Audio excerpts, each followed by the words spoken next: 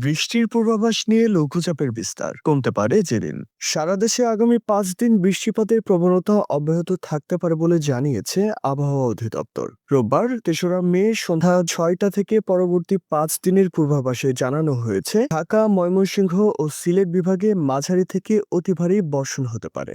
আবহাওয়া অফিস জানায়, লঘুচাপের বর্ধিতাংশ পশ্চিমবঙ্গ হতে উত্তর বঙ্গোপসাগর পর্যন্ত বিস্তৃত রয়েছে। এর প্রভাবে দেশের বিভিন্ন স্থানে ঝড়ো হাওয়া সহ বৃষ্টি ও বজ্রবৃষ্টির সম্ভাবনা রয়েছে।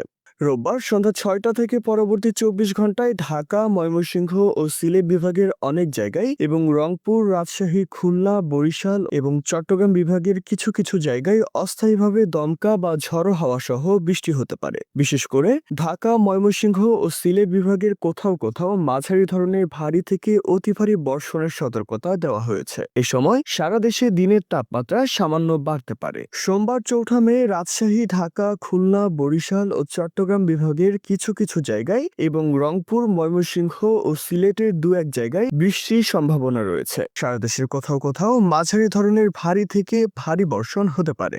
মঙ্গলবার ৫ই মে ৮ বিভাগেরই কিছু কিছু জায়গায় ঝড়ো হাওয়া সহ বৃষ্টির সম্ভাবনা রয়েছে। এদিন দিন ও রাতের তাপমাত্রা সামান্য কমতে পারে। বুধবার ৬ই মে ঢাকা, ময়মনসিংহ, খুলনা, বরিশাল, চট্টগ্রাম ও সিলেট বিভাগের অনেক জায়গায় বৃষ্টির পূর্বাভাস রয়েছে। তাপমাত্রা প্রায় অপরিবর্তিত থাকতে পারে। বৃহস্পতিবার ৭ই মে রংপুর, রাজশাহী বিভাগের কিছু কিছু জায়গায় এবং ঢাকা, ময়মনসিংহ, খুলনা ও সিলেটের দু-এক জায়গায় বৃষ্টি হতে পারে। দেশের অন্যান্য স্থানে আকাশ আংশিক মেঘলা ও আবহাওয়া প্রধানত শুষ্ক থাকতে পারে। এদিন থেকে তাপমাত্রা ফের সামান্য বাড়তে পারে। আগামীকাল সোমবার ঢাকায় দক্ষিণ বা দক্ষিণ পশ্চিম দিক থেকে ঘন্টায় ১০ থেকে ১৫ কিলোমিটার বেগে বাতাস প্রবাহিত হতে পারে, যা অস্থায়ীভাবে ৩০ কিলোমিটার পর্যন্ত বাড়তে পারে। কাল ঢাকায় সূর্যোদয় হবে ভোর ৫টা ২২ মিনিটে ও সূর্যাস্ত সন্ধ্যা ৬টা ২৮ মিনিটে। বর্ধিত 5 দিনের পূর্বাভাসে বলা হয়েছে, বৃষ্টিপাতের প্রবণতা ধীরে ধীরে কমে আসতে পারে এবং তাপমাত্রাও আরো বাড়তে পারে।